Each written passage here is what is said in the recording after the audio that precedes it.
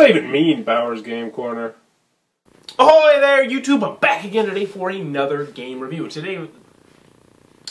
Ahoy there, YouTube! I'm back again today for another game review, another special Kickstarter review. And today I'm very excited to be checking out Gangster Dice from Spider Goat Games. This is for 3 to 4 players. It'll take you about 15 to 20 minutes to play, and it's for ages 13 and up. And in Gangster Dice, you're going to be chucking dice, trying to keep the investigators off your back, keeping your lawyers in front of you, and in the end, trying to get rid of all of your dice. If you can do that, you'll be the winner of Gangster Dice. Sound intriguing? Let's open it up and see how it works. Alright, and we're going to take a look at what you're going to get inside of Gangster Dice. Now, as I always like to mention, this is the promotional copy I have in front of me. The copy that gets to you is going to look much nicer. Obviously, I don't think they're going to have stickered on dice, and so on and so forth. So first and foremost, we got a handy-dandy rule sheet. It is 4 pages, double-sided. There's not really many pictures to help you along, but the game is very, very simple to learn, and the rule booklet does a very, very good job of teaching it to you. We'll have you up and running in no time. Very well done rule booklet.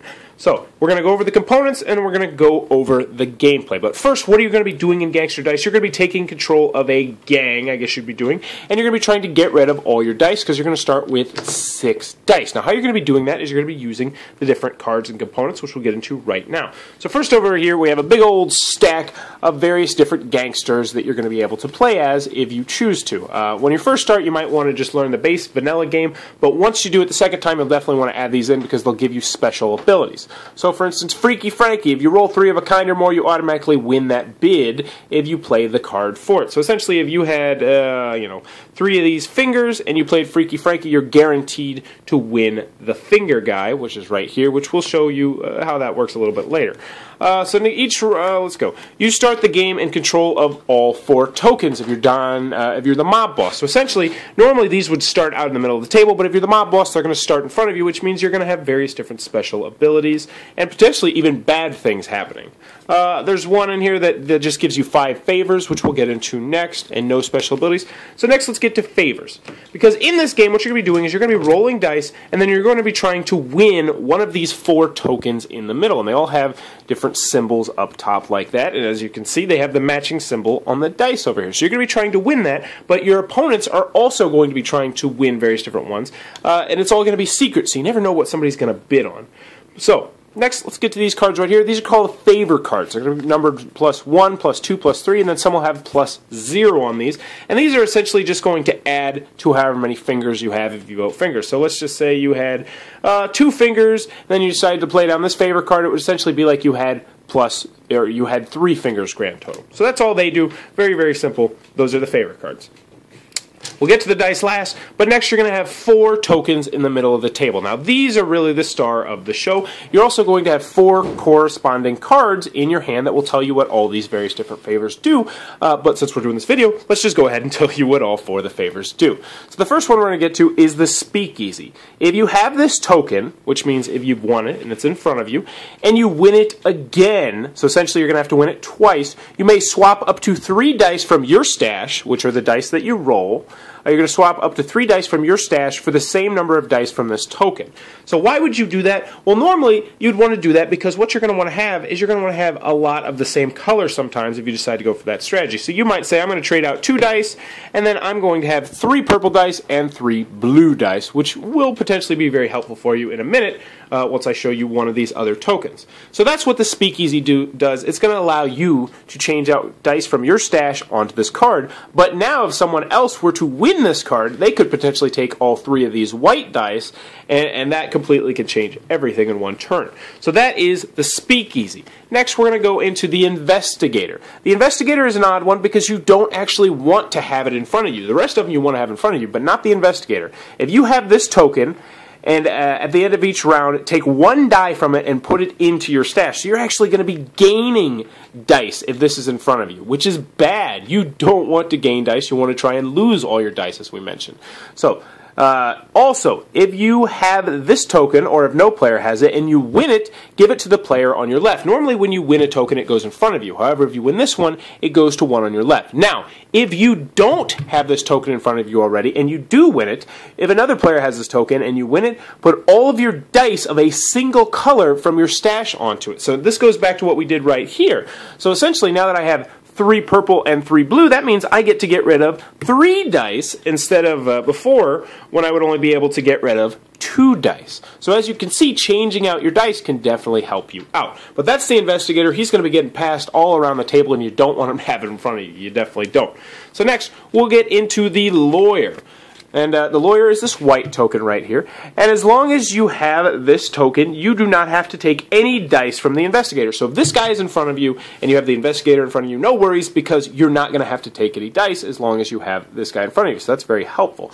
Also, if you have this token and win it again, which means that you win it, you put it in front of you, and then you roll for the mallets again, and you win it again, you get to do this special ability, which allows you to draw 3 favor cards, which are these cards over here we mentioned, and then discard 3 favor cards from your hand. So essentially, you're going to be able to pick and choose the best favor cards that you want, and you're always going to want to have high favor cards most of the time, unless you have a, pretty much every time you're going to want to, unless you have a special ability on one of these gangsters over here, which we won't get into. So next, last but not least, we have the Streets. And as long as you have this token, each die on it increases your bid score by 1. So essentially, the Streets are going to help you on your bidding massively.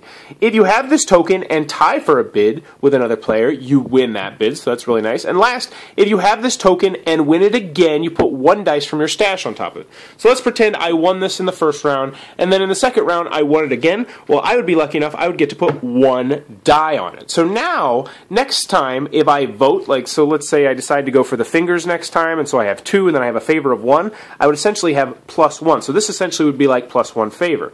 Now it would be +2 favor, +3 favor, so on and so forth. So that one's going to really help your bidding.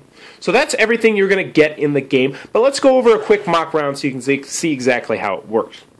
So everybody's going to be rolling their dice at the exact same time, and they go, oh, look at what we got. We got 3 fingers, we got the 2 guns, and we got the martini. Also, you're going to have 3 favor cards in your hand when you first start the game, unless you play with these guys who can potentially change how many favors you have. And what you're going to do is you're going to lay down 2 of these cards secretively, and then flip them over once everyone is ready. So let's just say I'm going to go for the finger because it makes a lot of sense and I don't want it in front of me. So I would put down the finger, and then I think I'm pretty confident because I have 1, 2, 3 fingers, and I don't think anybody else will go for it. So I'll actually put out this 0 favor. So I put both these down secretly, and everyone reveals at the same time. So then we would say, oh, hey, I won this one, which means it would go 1 to my left, which means it's now this guy's problem. Maybe this guy won this one, and this guy over here lost on that. And then that's pretty much it. You would discard your favors. You would see if any special abilities are going to take place, which in this form they would not. These 2 stay in front of there, and then you are going to draw 1 favor card to replace your old favor card. So I got 3 2s. That's pretty good. You're going to pick up this card, and then you are going to roll again and rinse, wash, and repeat. And looky here, I actually have 4 fingers, which means I'm pretty much know that I'm going to go for fingers. I really want to win this, so I would go ahead and I'd do this down right here, and I would have, everybody else would do the same thing. We would all reveal at the same time, and lo and behold, bad news for this guy, because I've got 6 fingers, which means I would get to utilize that special ability, which means I get to get rid of 2 dice of the same color, so I'll say, you know what, I'm going to get rid of these 2 blue. So these 2 blue would go over here, and then he would have to draw one of those 2 blue, which would be a big penalty to him, and it's going to continue to go around the table. All the different things are going to be flying all around. The investigator is going to be going around investigating all the different people. The streets are going to be, building up and up and up, and eventually it's going to give somebody a lot of voting power. You're going to do that until someone loses all their dice. Once someone is able to successfully get rid of all their dice, they will be the winner of Gangster Dice. And that, in a nutshell, is how Gangster Dice is played. Alrighty then, Gangster Dice from Spider Goat Games, currently coming to a Kickstarter near you very, very soon. What are my final thoughts? Let's go over the pros, let's go over the cons. First, on the con side, the game is not going to be for everybody. It is a very, very light dice rolling game, even though it does have quite a bit of components compared to other light dice rolling games. This is still in that same ilk, even though I would say it's a step up. It's a 15 to 20 minute dice game. Also, if you're looking for a game with more strategy, this one might not be for you. It scratches the surface on strategy. There's definitely some strategy, whether whether you decide which cards you want to really focus on, or if you want to just get rid of one dice at a time, or try and get all the same color dice so you can get rid of them all at the same time. But there is minimal strategy in the game. Also, if you're not a big fan of the gangster theme, then this one might not be for you. And last but not least, it is 3 to 4 players, so it's a very restrictive player count. So if you have a larger gaming group or you only play with a spouse or a significant other, this one might not be for you.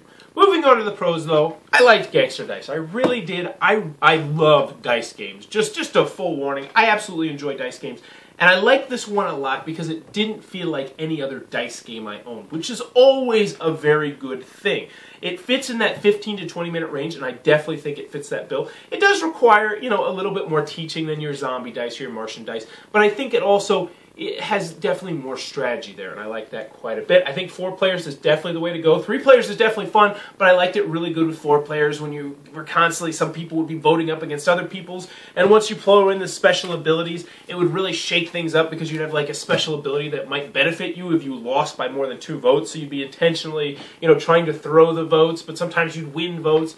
And there's a lot of cool stuff that gets added with these special ability cards. The cards look good, artwork's good, gameplay's fun, it's tight, it's quick, easy to learn, easy to teach. It says 13 and up. I definitely think you could probably get by with maybe 10 years old, as long as you don't mind the gangster theme. Overall, Gangster Dice from Spider Goat Games. If you're looking for a nice, light dice rolling game, 15 to 20 minutes, definitely check this one out. It's a fun little filler game. If this looks like it might be your cup of tea, please be sure to click on the subscribe button, click on their Kickstarter link, then click on the subscribe button, then post in the comments below. Let me know what your favorite light dice rolling game is, because I absolutely adore light dice rolling games. And as always, thanks for your time, YouTube. That was the review for Gangster Dice. For more reviews and previews, check back at Bauer's Game Corner.